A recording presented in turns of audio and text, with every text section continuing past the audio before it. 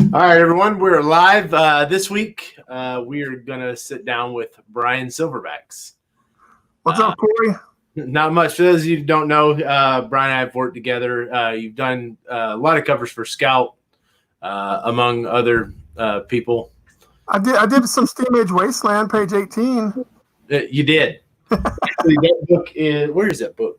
It's sitting over there. I actually got one of the copies over there right now, and I have a copy in my car as well.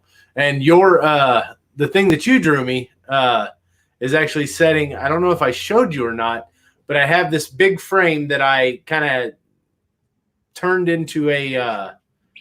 It looks antique, like brass, sort of like steampunky theme. Yeah. I have yours setting directly under that, along with 3 of the other sketch covers that I have in my living room. Right on. I'll have to get you an updated one. Dude, that was a fun book. I'd like to try and do another one at some point, but oh God, I'm so busy. Yeah, a lot of stuff has changed from when you did that to now. Like a thing or two. Yeah, just a little bit to keep you occupied. Yeah. I actually, honestly, I think I was unemployed when I was putting that book out. You were, if I remember correctly, you were in between your current comic book shop and getting ready to do Gotham's Finest. Yeah, which the comic shop I was working at, that was only 1 day a week. So, yeah. I mean, I wasn't unemployed, but I damn sure wasn't bringing in any, underemployed. Yes, that. I was also in college. But anyways, enough about me. Let's talk a little bit about you. Well, that has part to do with it, because that was my third instance into doing any type of cover / pinup thing for something for a project that I wasn't 100% in charge of. Yeah. Speaking of like the actual way we met and the way you got into that is we were a member of the Extreme group, the Rob Liefeld group. Yes. Oh yeah, okay. And I posted that I did a New Mutants 87 homage, right? Yep. And it had like the movie cable, and then you either bought that one or you got a different one. No, I bought that one. Yeah, you posted that up, and I bought that, and you sent a copy of your book and the Year Zero handbook. Yeah.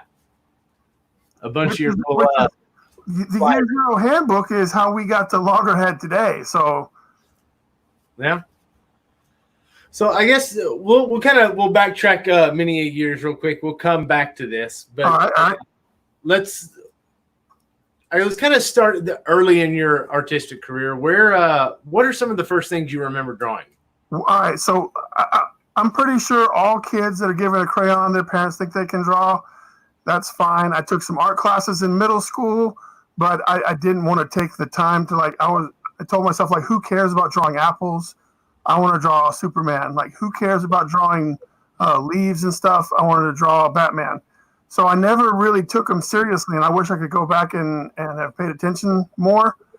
But it was my high school, my 4 years in high school, I really thought that I had what it took to apply to image and draw comic books and stuff like that.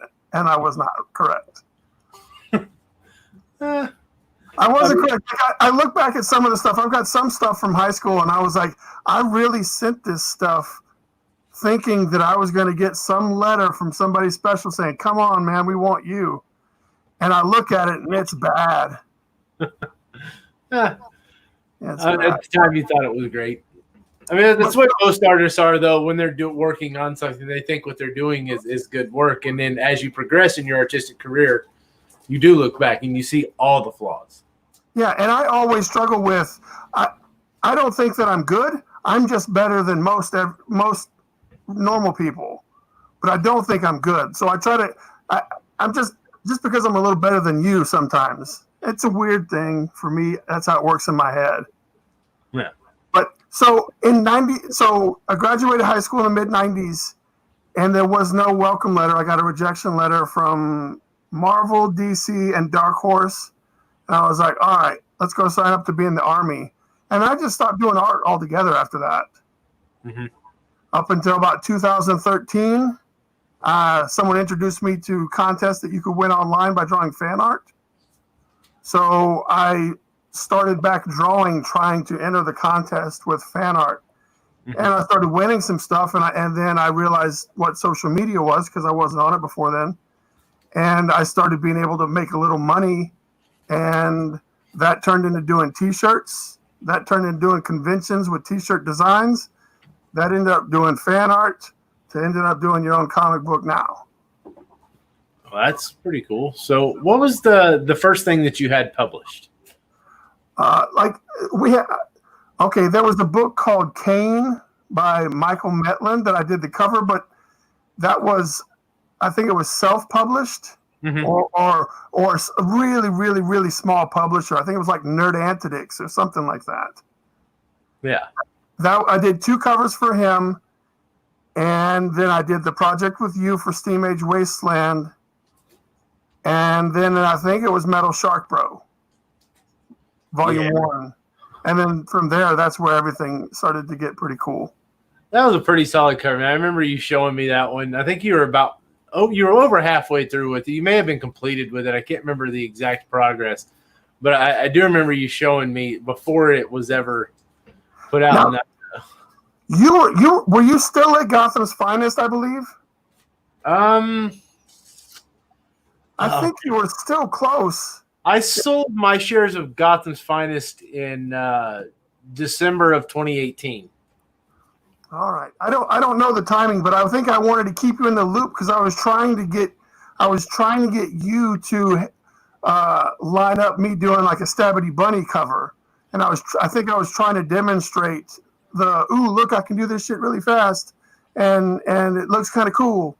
So I think that's the reason you were in the loop on looking on getting shots of the artwork. Yeah, I did. I know I put you in contact with James Hayek, and Hayek, is that how you say his name? Hayek, yeah. Yeah.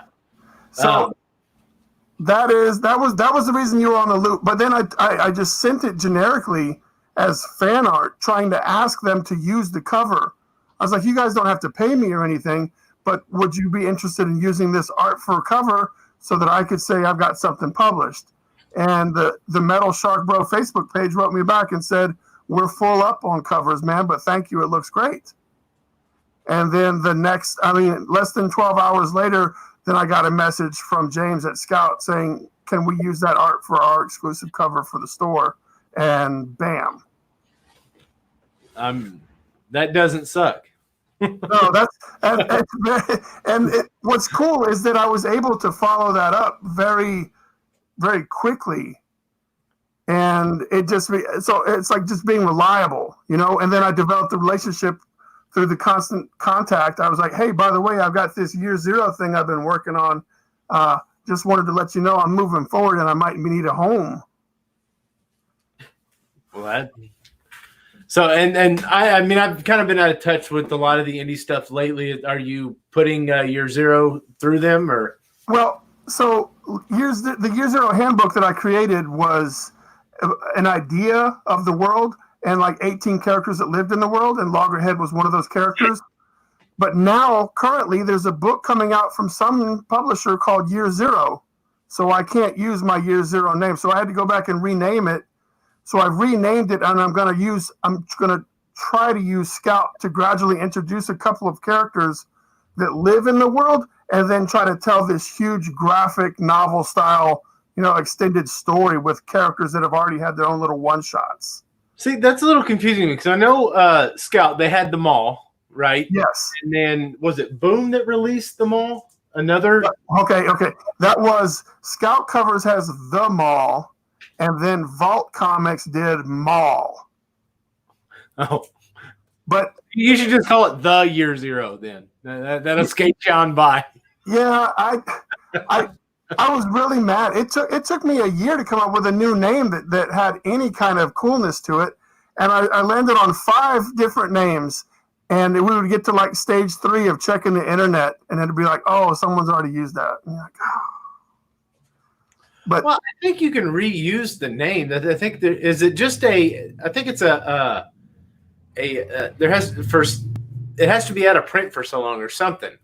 Oh, that's like 75 years, I think, is the before it comes public domain. But I've got an advertising friend, and he says if you type in the name of what you want and something major pops up and you can never be the number one in the search bar, then you need to pick a different name for your website. Yeah. So I think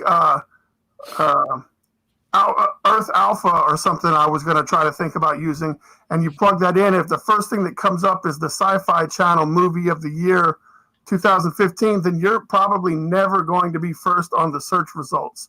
And Yeah. you want to try to make sure that you can do that. Yeah. So I made up a name. So there was no search results for Kara Prime because there was no Kara Prime. So I'll always be number one in the search results. Well, that works out. So in between that, what other stuff have you been working on? What other works have you had published as of late? I ended up doing I did a murder hope. Well, most of it's all scout related. I try to keep it in the family. So I did a murder hobo cover that's coming out tomorrow. Mm-hmm.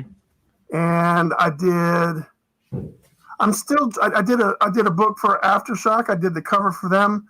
I'm doing a couple of Kickstarter covers, but but personally, like the Loggerhead universe that I'm creating, I've got 3 stories written, and they're at different stages of development with different artists and stuff. That we have a team of people coming up with stuff. Well, that's awesome. So I've got one, like I'm inking the pages. I'm inking page 5 right now. And then I have one that's another 22-page story that another artist is looking at breaking down, and it's gonna be a female who does all the interior art for the book. It's gonna be fun. So, and kind of let everybody know, you said keep it in the family, and you went to Aftershock. That's technically the family as well, because it is actually legitimate family. Yes. For people that don't know, James Pruitt, who owns and operates Scout Comics, is brothers with Joe Pruitt, who owns and operates Aftershock Comics. Yeah, so I had at this point when I had done about 3 covers for the Scout guys, and a store wanted me to do a cover for Midnight Vista, and I was like, oh man, I need to. Hey guys, over here at Scout, is that okay? I don't want to make it seem like I'm jumping ship. They're like, no, you're gonna make that money, but if we come calling, make sure you know. So I felt like I needed to ask permission because it kind of felt dirty. I mean, if it was dirty, it would have been dirty of Joe. So no, but I think that's the only non-Scout cover. Well, I've got My Little Venomous Ponies. I did one of those. And who is that through? That is Jacob Bear's project. I think he works with Marat and all those guys. Okay. Yeah, I remember the My Little Venomous Pony. I've seen it. I've seen that stuff pop up. I did a Bagley homage to Amazing Spider-Man 361. Yeah. And I actually got Bagley to sign mine, so mine is slabbed up with my signature and his signature on it. But he actually laughed at the udders that were swinging around on the. Oh man. But I do that stuff, and then not that it makes much money now since this whole lockdown thing, but I do background acting in movies and stuff too. So living in Atlanta has its privileges before all this. No. What movies have you been in? I was in like half the season of The Outsider on HBO. I've been in Ozark, The Walking Dead. I was in Undercover Brother 2.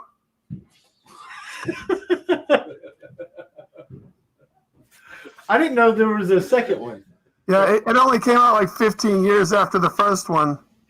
Is that with Eddie Griffith too? No, this was a new Undercover Brother. This was Michael Jai White. But it was Black Dynamite himself playing Undercover Brother 2. What? Yeah, it went straight to Netflix. Oh, well. But there is a cool thing. I get camera time. Like they actually cut to my reaction a couple of times during that one. So that's like my big one. That's cool. I'm disappointed they didn't have Eddie Griffin. Yeah, so were we when we were on set. I've seen him. He's from Kansas City, so I've seen him a couple of times because that's where I'm from. But he used to do a bunch of shit up there. Dude's got like 90 kids. I've seen him with Channing Tatum. That was pretty cool. My very first time on a movie set was a Channing Tatum movie. I got to play one of his coworkers. What was that? That was Logan Lucky. No. So when they were digging the tunnels underneath the racetrack to steal the money, I was one of his construction buddies. Huh. I'm gonna have to go back and watch it and look for you now. No, don't bother. I will. Just watch The Undercover Brother. Like the first 18 minutes of Undercover Brother. Okay. You think I can make it through the first 18 minutes of Undercover Brother? Oh, dude. Yeah. Well, no. It's hard. It is really hard to watch. Oh man, I'll give it a shot. I don't mind trying to watch the original Spawn in something. Yeah, well, dude, Black Dynamite is the jam. I don't know if you've ever seen Black Dynamite, but that was hilarious. I have not.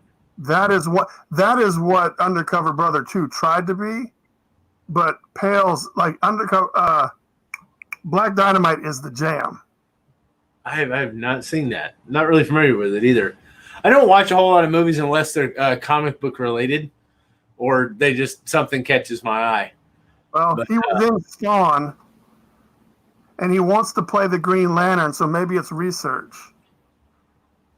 He wants to be. I mean, he's been a lot of people though. I mean, he was like, what was that?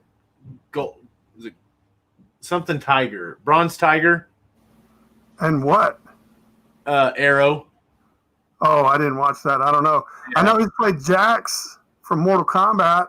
Yeah, in the web series or whatever. Yeah, and then he was in the Dark Knight. Yeah, he was at the table when the disappearing pencil trick happened. Yeah, and that dude, by the way, is all of 6 foot and chiseled. He might even be 6'1". I don't know, because I'm 6 foot and we were standing side by side. It's tough to tell because he was wearing an afro, but yeah, I've stood next to you. I didn't know I was taller than you. Yeah, you're like 6'2" or 6'3", right? 6'2". Yeah, on a good day. Yeah, sometimes I'm probably 5'11" and 17/18. I don't know. 17/8. I don't even know if that's a measurement. It can be. Hey, what about this guy? You know who this dude is? What's that? What'd you say now? Do you know who that is? Clown Killer, man. Yeah, I don't know if he's a good guy or a bad guy. I just saw a picture and thought he was pretty cool. He is sort of a good guy, I think, is the idea. He's just the best thing I can. What do you think, Greg? I mean, I think he's going to be a good guy or have good intentions. Maybe more of a. Is he in the world with the Batman Who Laughs? Do they exist in the same world? He's in the main universe. Like he's about to be. Batman 96 is his debut. Yeah, Batman 96 is his debut. Yeah, because I saw the Derek Chew cover. Yeah. He, I guess the idea is his parents were killed by the Joker or his gang. That's a theory. That's the theory. Oh. Run around the baseball. Yeah. And I mean, he's either going to be a hero or anti-hero. My guess is anti-hero. So, what you got? That's a nice cover there, man. Yeah. 9/8. Is that someone's head getting crushed?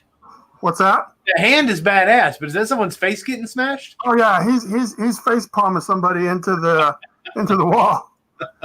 Here, I'll pull it back up because he's got a little bit of red action going on. Oh man. Yeah. No, please don't do that to me. So yeah, that was the ash can, and then I did an art contest that just ended Saturday. Uh-huh. The winners were all picked Saturday for the Loggerhead art contest, and somebody won that. Huh. I was trying to create hype on the Instagrams by making people hashtag Loggerhead is coming and stuff like that, trying to put it into the zeitgeist. Well, that's pretty awesome. I mean, I think it's awesome that you kind of get to. I've known you for 3-4 years, something like that. I think 2017, I think, is when we first started, and just kind of see your progression in art to get here. I mean, it's. I can look back and see, like, I'm almost ashamed of the stuff that I was doing 2 years ago or 3 years ago. Like, I'll look at, like, someone will come up to me with a commission and be like, remember when you did this? I'm like, oh, God dang. Like, I almost feel bad. Like, I'm like, let me give you another one just to make up for that. But they're happy with it. And I guess the reason that people support artists is they know that you're on a journey and that you're always going to be getting better. Yeah. So they don't, like, they're investing in you early so to help you get to that place. I like to think of it like that. Yeah, and I definitely agree. I mean, anybody you look at, you can see the progression in everything that they do. But I mean, and I can see a lot of the progression from the time that you did the stuff for Steam Age Wasteland to the covers that you're putting out now. I mean, you can see leaps and bounds in your work from there to here. Not dogging your stuff, just saying that it's a good thing to see the progression. And yeah, I enjoy that, and I never, like, as long as I'm better than I was yesterday, you know what I mean? Like, I don't ever expect to be super duper guy, the guy that everyone's got to pay $1 million to buy their stuff. I'll never be that guy. I just want to be a guy that stays employed and gets to draw cool stuff. I mean, you never know. No, I'm not ruling it out, but the expectations are. A style, you may alter your style within a year or two, and it may click with everybody, and that may be the thing. You know what I mean? Because there are some people that aren't phenomenal artists in certain aspects, but they hit a style that resonates with everybody, and it catches fire. My brain is too dress right dress to do that.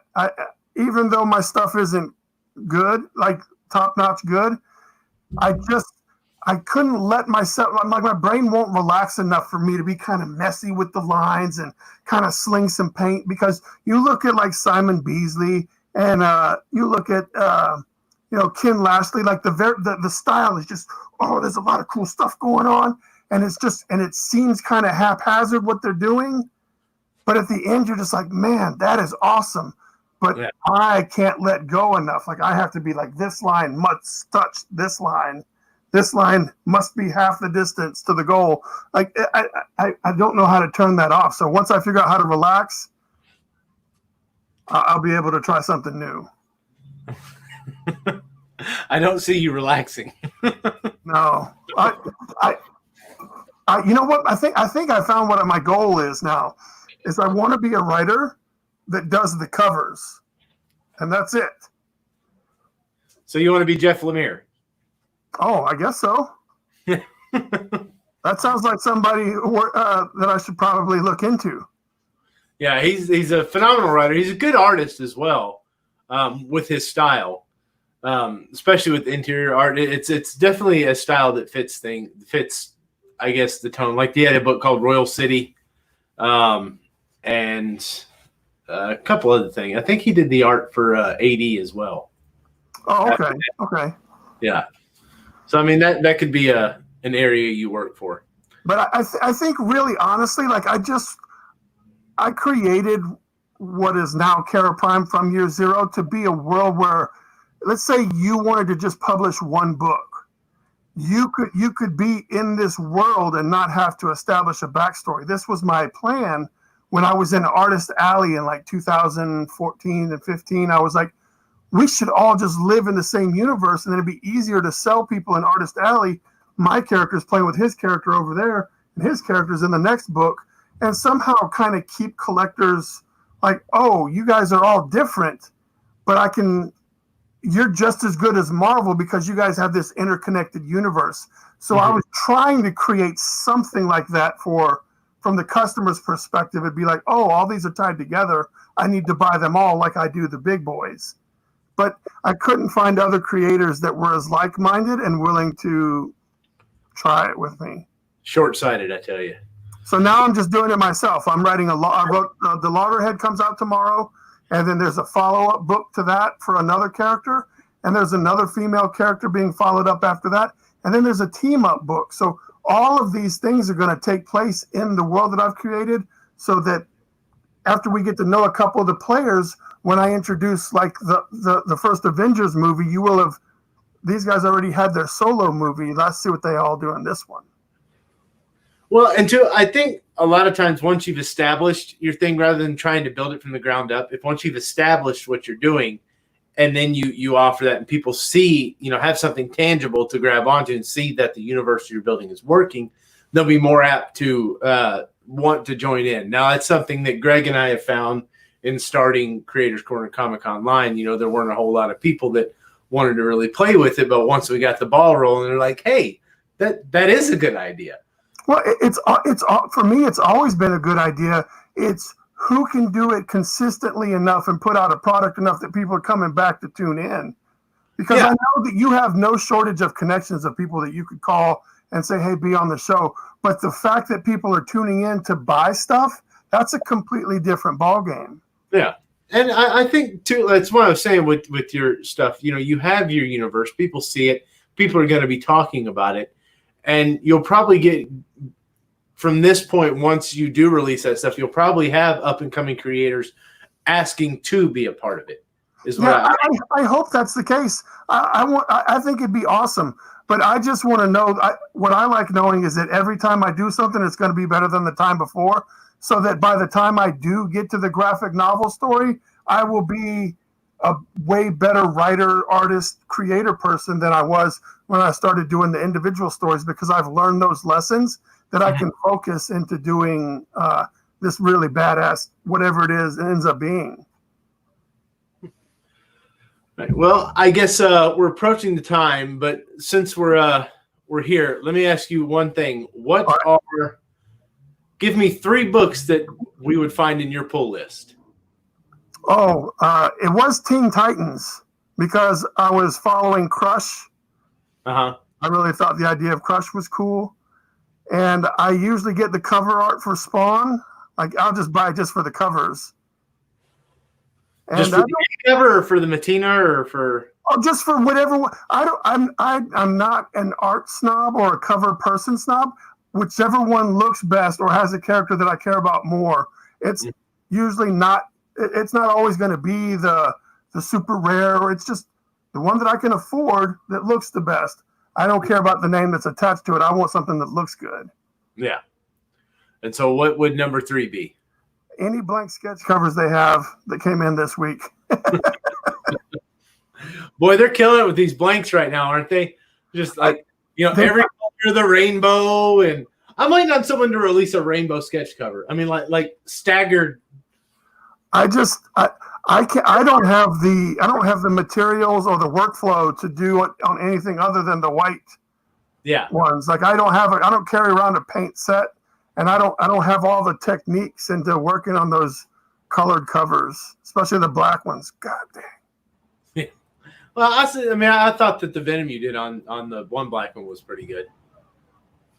That's the only one I've seen. The one you showed me, it was like 4, 5, 6, 8 months ago. Oh, yeah. Yeah, it was quite some time ago. But as I said, we got about a minute left. This